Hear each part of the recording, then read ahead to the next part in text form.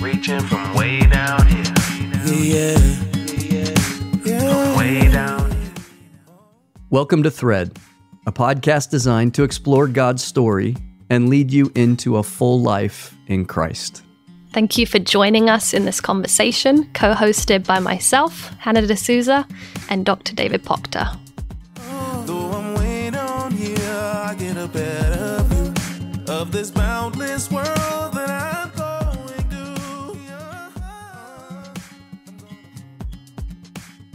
We are now in the middle of our series, God's People Birthed, and today is the fourth episode in the series, and we're going to be talking about Jacob. So last week we looked at Sarah and Hagar, and now we're going to be spending this episode and the next episode on Jacob.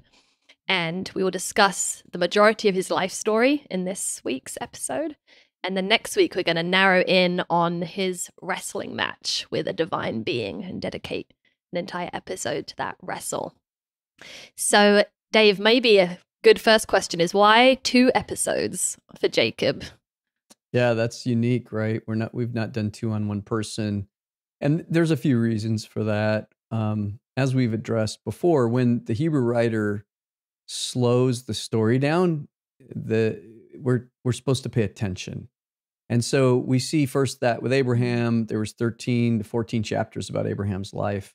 With Jacob, we see similar. There's actually 12 chapters about him. We saw very little about Isaac. So we almost forget that, Isaac was the dad here, which we'll see play out a little bit in this story. But the reason we don't see much about Isaac is it's kind of like the Hebrew narrators telling us don't pay much attention to Isaac. Then when we get to Joseph next, we're going to see another 14 chapters on Joseph. So that's one of the reasons. Jacob's also the very first story that we see that we get to pick up from his birth and follow all the way through to his death. So if we remember with Abram, he was called as an adult to follow Yahweh. And so an integral part of Jacob's story is his birth narrative. So that's big. We have a whole life story. And what we're going to find out is he actually had a long life that he lived. So we also see Jacob's story as one of the most complete narratives in the whole of Scripture.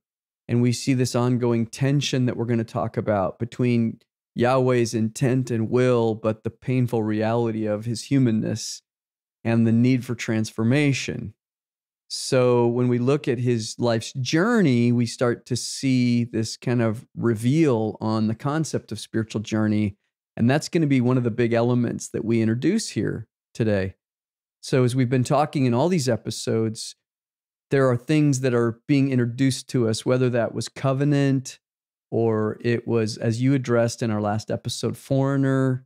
We're going to see spiritual journey and maturity and transformation now become an integral part of the story that kind of all gets introduced here. So we also see, as we saw with Abraham becoming Abram or Sarai becoming Sarah, that in this case, transformation is marked with a name change.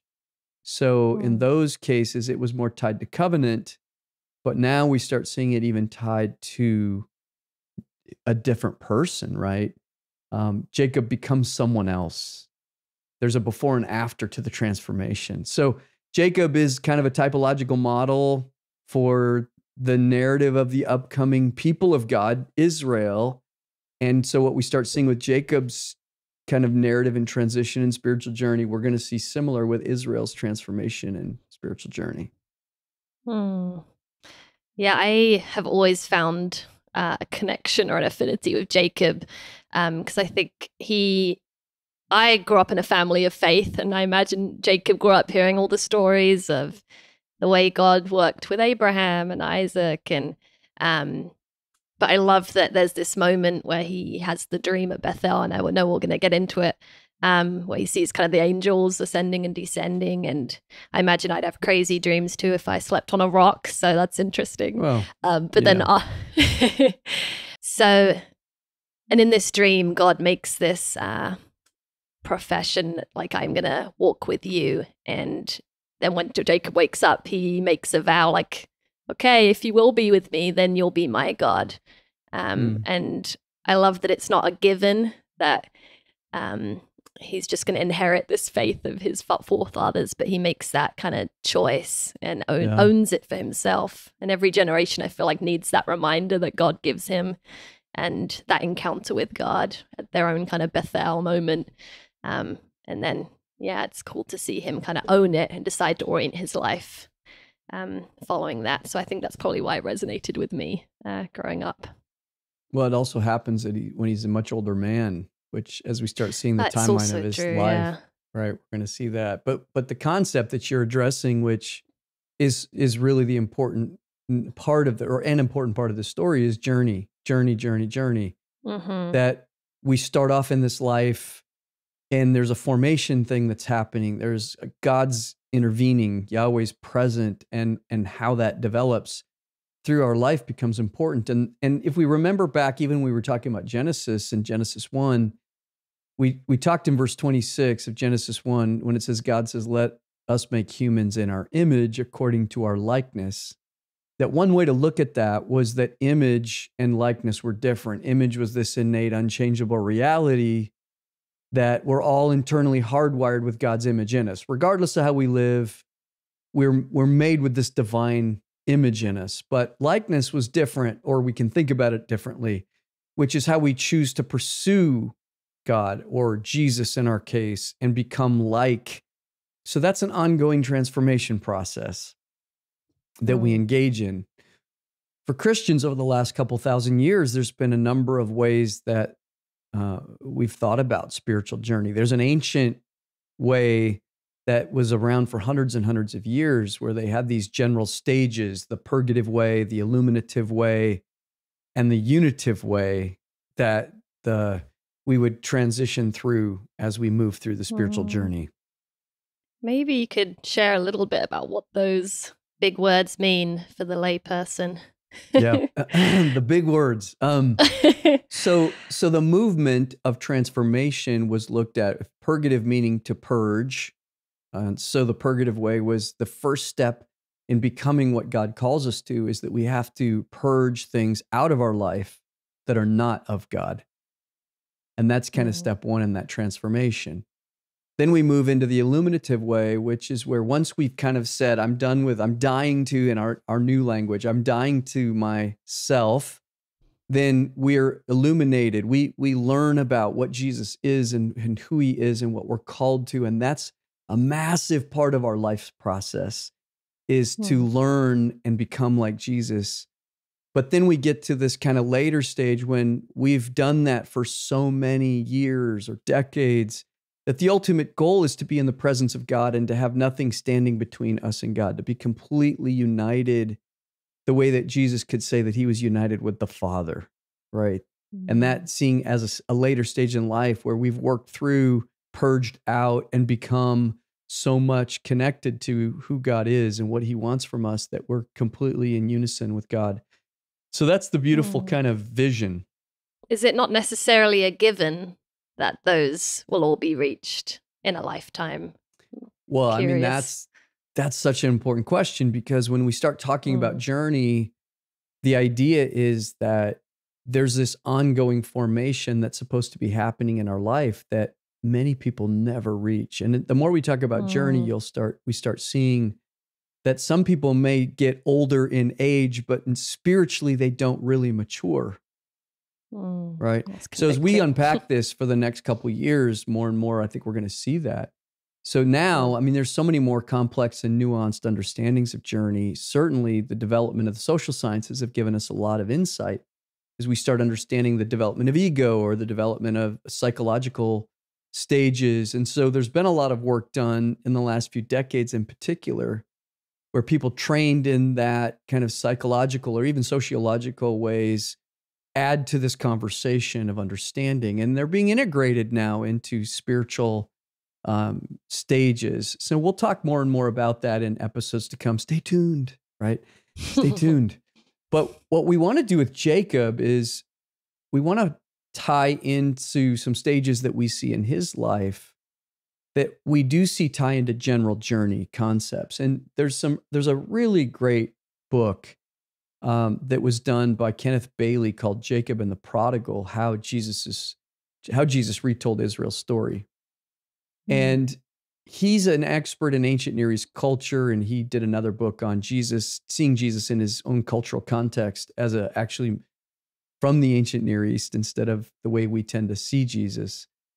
But what he does with Jacob is he talks about these 51 points of commonality between this story, the Jacob story, and he argues that Jesus is retelling the story in Luke 15 with the prodigal father and the lost son. And he actually says there's 51 points of commonality between those two stories. Wow. So with Jacob's journey, and specifically, we could kind of look at this in 6 stages of development for him. So first of all, this kind of independence, need to leave home. And it's in that leaving home that you bring up that he comes to his own faith, right? Which is important. There's this struggle that we see that happens. It's like a rite of passage, which again is common.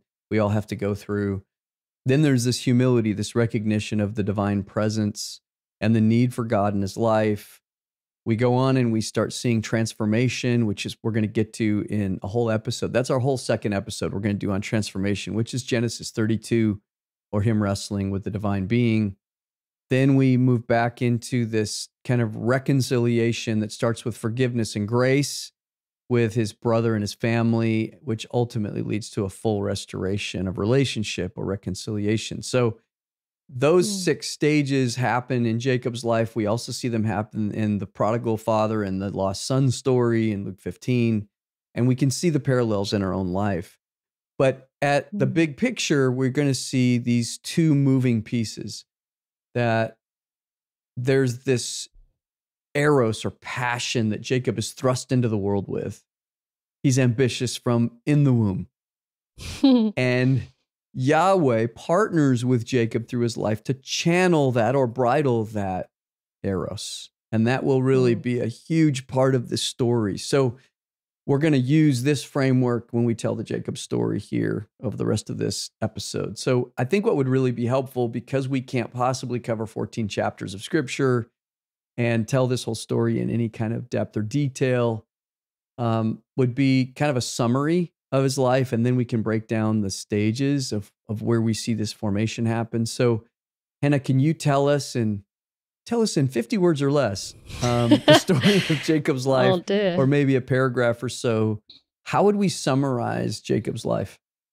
Okay, so he is the grandson of Abraham and Sarah to begin with, and is also a twin. So shout out to any twins listening. So it's Jacob and Esau. And as you said, there's this tossling in the womb from the beginning. And then we see Jacob as this kind of trickster character as he tricks Esau out of his birthright with stew. And then there's tension between them, and he needs to leave home. But as you mentioned, we have a slide here, which is very helpful. It's quite revealing, actually, of the different ages of Jacob at various points. So he was actually 77 when he left home, which I had no idea. I always pictured this rebellious teenager. So he's 77, leaving home, which sounds about right. And he's leaving to find a wife. So he goes and encounters his uncle Laban, who is about 600 miles away. And then we see the story of him falling in love with Laban's daughter, Rachel, the younger daughter, and agrees to work 7 years for her hand in marriage. But he meets his match with Laban, who tricks the trickster here and gives him Leah instead, the older sister. So then after another 7 years of work, Jacob is then allowed to also marry Rachel. And then Jacob's ambition, as we mentioned, it kind of serves him well over those 14 years working for Laban, because he leaves with a huge amount of wealth, a large family, 12 sons whose families become the 12 tribes of Israel. And Jacob becomes this great patriarch of God's people and is given the name Israel too, which we've talked about as meaning struggle. And that comes when he's, I think, 97 years old. So... hopefully that was good enough, Dave. I mean, that's really good. You did a great job. So we will post this little chart. It is really revealing. And it's interesting. Scholars have debated a lot over when he was born. Abraham and Jacob and Joseph, the timeline as far as when they were born is debated. But the age that he was at these different stages is pretty much agreed upon, which is pretty fascinating. So we'll share that with our listeners if you're watching online. So let's talk a little bit about the birth narrative and see where we should start here. Hannah, maybe you could read Genesis 25 and 24 to 26. It's kind of key for our story. So when the time came for her, Rebecca, to give birth, there were twin boys in her womb. The first to come out was red, and his whole body was like a hairy garment. So they named him Esau. After this, his brother came out with his hand grasping Esau's heel. So he was named Jacob. I mean, just have to acknowledge that coming out like a hairy garment, that's just red and hairy. I mean, it's unfortunate. it's really an unfortunate picture, but that's not what we're focusing on here. So the Bible makes sure specific mention. Amen to that. The Bible makes specific mention of Jacob grasping his brother's heel. It's important detail. It's an important enough detail that he was named in relation to the event. So Jacob means he grasps the heel. It's actually a Hebrew idiom for he deceives. So this idea of grasping or deceiving or wrestling or struggling is introduced here, and it plays into the entire storyline for Jacob. So we also see this kind of painted as this picture of Jacob's passion immediately, like in the womb. His eros, his passion is already at work. It will shape his life. It will eventually be how Israel will shape him for his own purposes. So this leads us to this kind of first. So, I mean, obviously a lot happened there, and we can't get into the whole tricking him for the birthright and the blessing. We'll talk just generally about that, but independence becomes this first step. And we see that in the Luke narrative in Luke 15. And I think when we get to that, but unfortunately it won't be till next year when we do the Gospels, but we'll draw these parallels again. But at least for now, we need to think about that story is all about the youngest son leaving. And independence is this kind of first step on the spiritual journey, that having to figure it out for myself, as you told in your own story. So these two episodes that lead to his departure, his independence, his leaving his family, are that he's manipulating and deceiving to receive two things that naturally were not his. So in the ancient world, the blessing and the birthright were for the firstborn, right? Esau's the first one to come out of the womb, therefore he's officially the firstborn. And so the birthright, which is the material inheritance. So these were different things, right? The birthright is the actual material inheritance from the family. We see this story in Genesis 25 about him tricking his brother for a bowl of lentil stew when he was famished. And at this point, the twins were 16. They were teenagers. The second thing that he's inheriting is the blessing.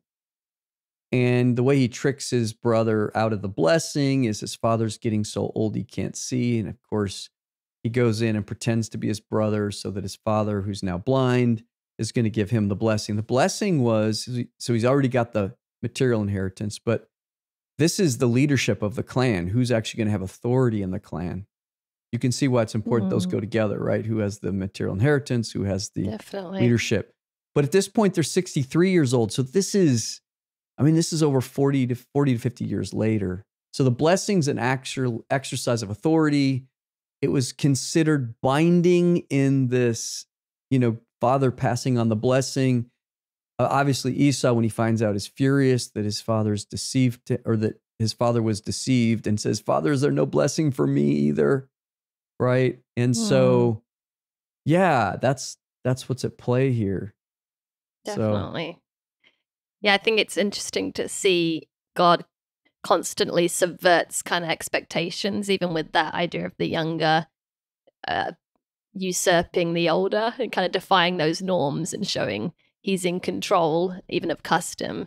I do think it's interesting. I know we don't have time to go into it, but in Genesis 25, when the two are in her womb, Rebecca is actually told that the older will serve the younger. And it's like that prediction is already made, and it makes me wonder if what we see that follows the deception of them both, really, if that's similar to last week's episode, this idea of taking the promise into your own hands rather than waiting on God's timing. Right. But there's some interesting parallels there. Wow, no, and there's a lot to think about there with how this plays out and what mom was helping to do and what he himself was doing and how manipulation feeds into the story. It's amazing. And it, leads to the question a lot of people ask about this. Why Jacob? I mean, he's the deceiver. Why would Jacob be the one who becomes Israel, who becomes the father of the nation? Now, when you look at this through a moral lens and you evaluate him from that lens, it's a really good question, right? But when you look at it differently, if you say, well, who's the man with, the kind of the concept of the fire in his belly, then it's a different animal, right? The choice becomes clear. Who's got the ambition to lead? Who's the one with the passion to do something here? So I think it really could be helpful to look at a definition of spirituality here. This is one of the things I love about this definition of Ron Rolheiser gives in his book, The Holy Longing, of what spirituality is. Hannah, could you read that definition for us? I think it gives a lot of insight here.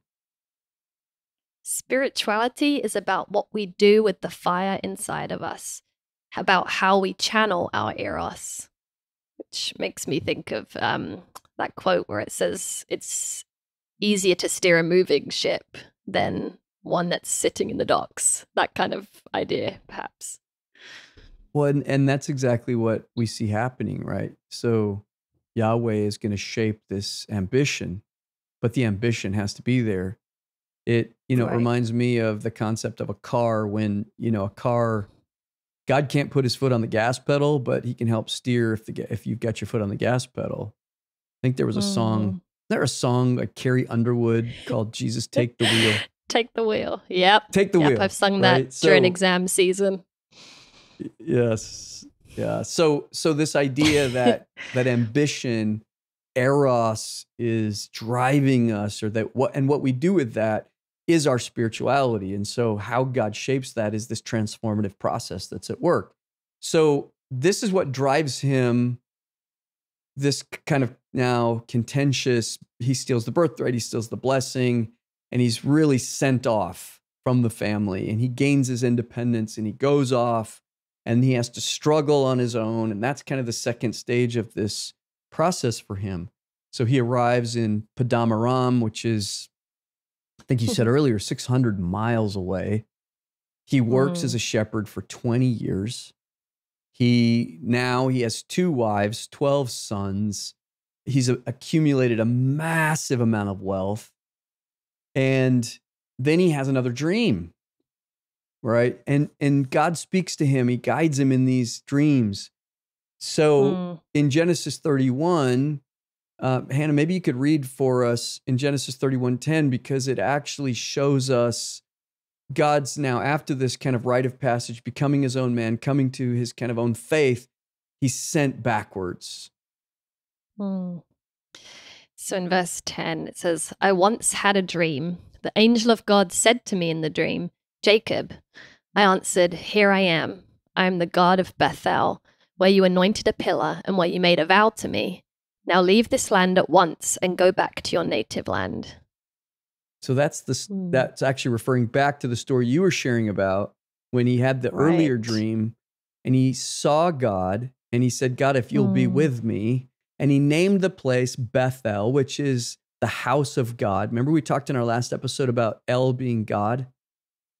So Bethel is house of El, house of God.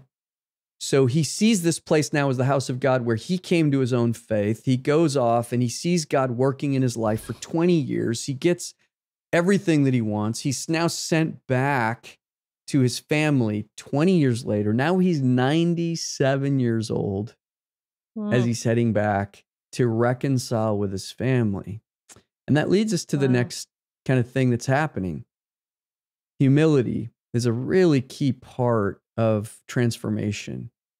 Now, we see this in direct contrast. This is one of the things Jesus turns on its head, by the way.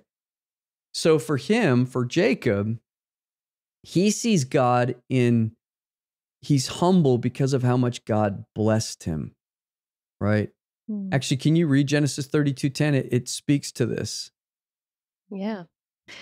I'm not worthy of the least of all the steadfast love and all the faithfulness that you have shown to your servant. For with only my staff I crossed this Jordan, and now I have become 2 companies.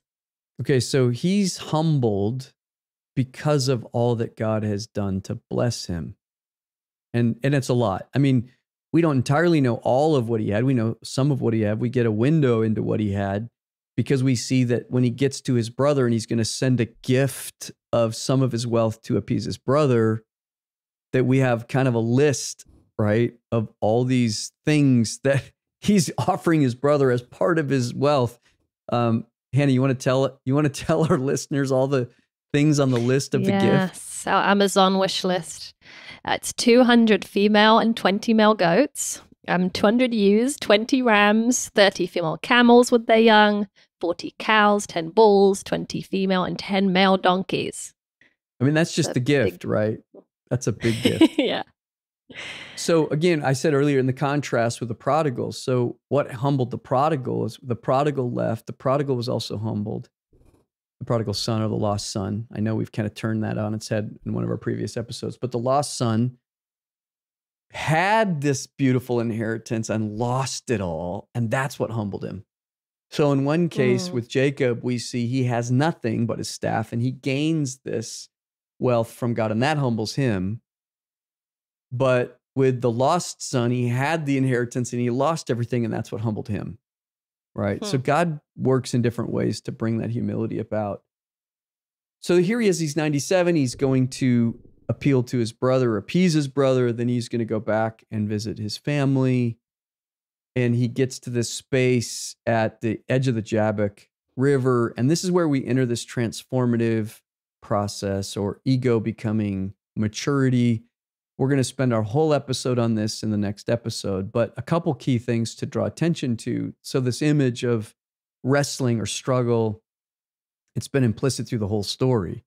I mean, he's grasping Esau's heel as they emerge from the womb. He's striving with Esau for the birthright when they're 16. He deceives his father to receive his blessing when he's 70, what did I say, 77 or so. Then, which we didn't actually touch on, but it's part of the story, is when he gets down to Padam Aram, he rolls this huge stone away from the well to water Rachel's camels. So now he's wrestling with a stone. He has all these interactions with Laban. He's wrestling with Laban for Rachel, and then he's tricked to getting Leah. Then he wrestles. I mean, so we see wrestling all the time. Now the image of wrestling's made more explicit. And in Genesis 32, verse 22, we see Jacob wrestling with this person all night long, which he later discovers is a divine being, or maybe even God's self.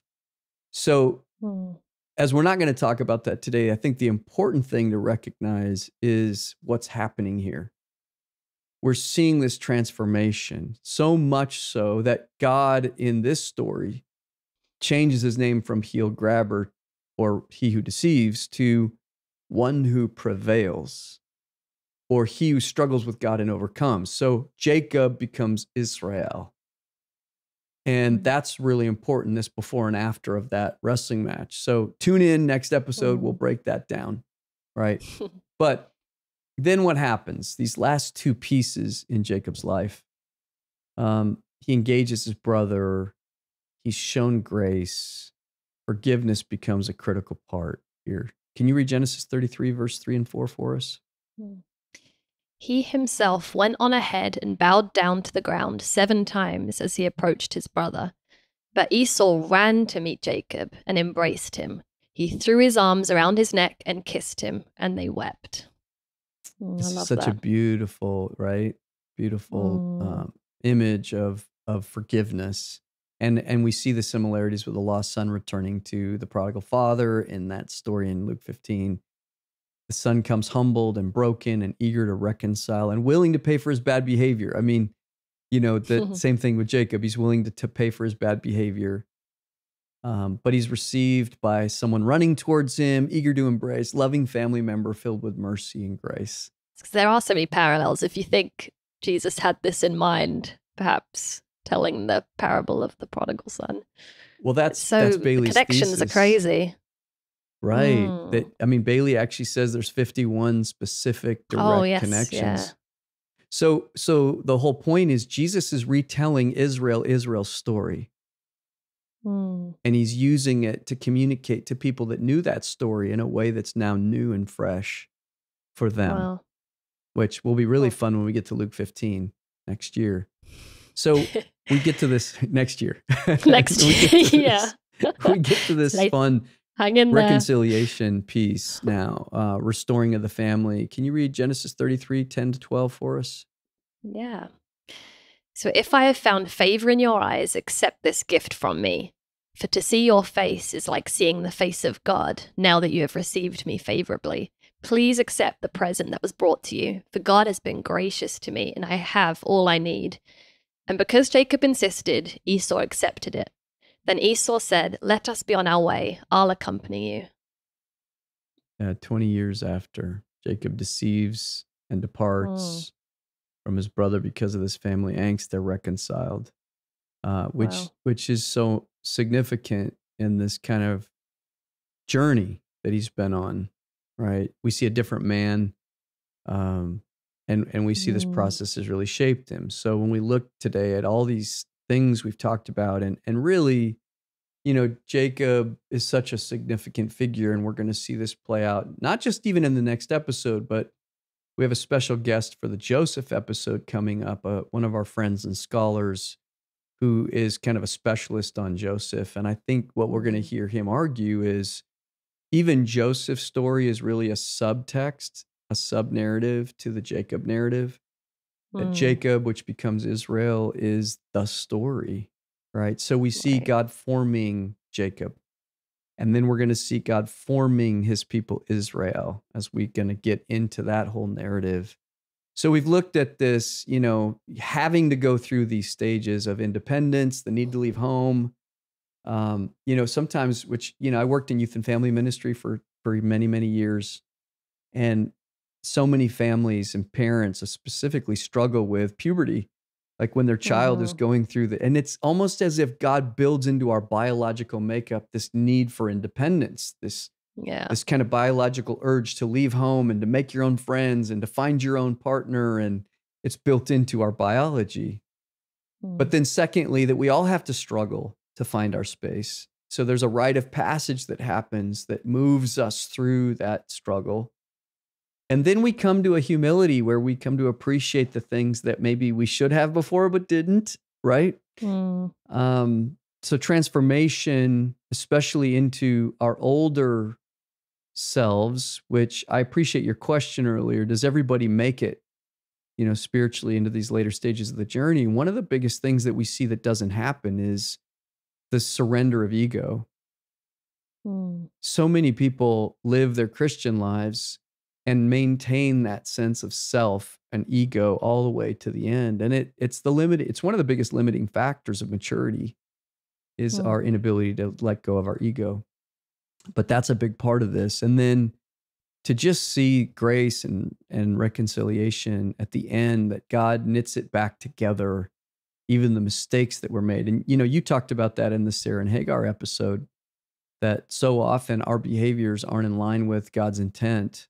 And God still works, right? And God brings these things around. So I think to see God even knitting together these relationships that get broken is really powerful at the end of this journey.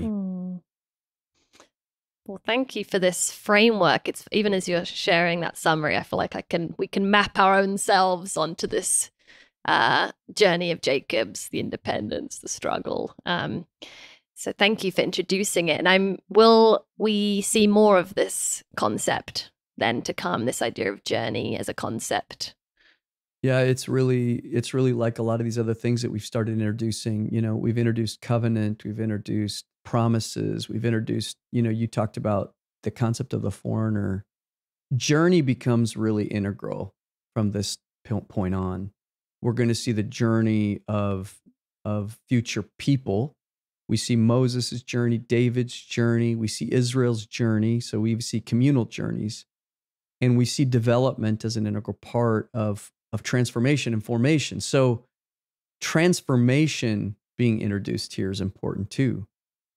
That the spiritual life is about becoming something more. Again, back to Genesis 1:26, becoming the likeness of God. not just the image of God, but also forming the likeness of God. And so, yes, this is going to be on and on and on and on and on. Now, you just brought up something also really interesting. You said we can almost map our own lives onto these things. And I think that's what these models and frameworks do for us, right? They give us this architecture to think about how am I doing and where am I progressing? And yet it's not simple all the time. It's not a direct mapping. Most of us won't live to be 147 years old the way Jacob did. I hope not. And right, hopefully we're not sorting out our humility and transformation when we're 97 years old. But yeah, so we're going to see similarities in our own journeys. We're going to see differences in our own journeys. And even as we unpack journey, we're going to see more and more of that as we progress. So anyway, so next time, we're just going to really lock into one text in Genesis 32. It'll be really fun to talk about Jacob wrestling with a person or an angel or God. We'll let our listeners figure out what they think happened there, hopefully after our next episode. So thanks, Hannah, as always, for being my dialogue partner today. Of course. Thank you, Dave. And we'll see you all next week. All right. Till next episode. Goodbye, Hannah. Goodbye, Gilgamesh. Talk to you later. Bye.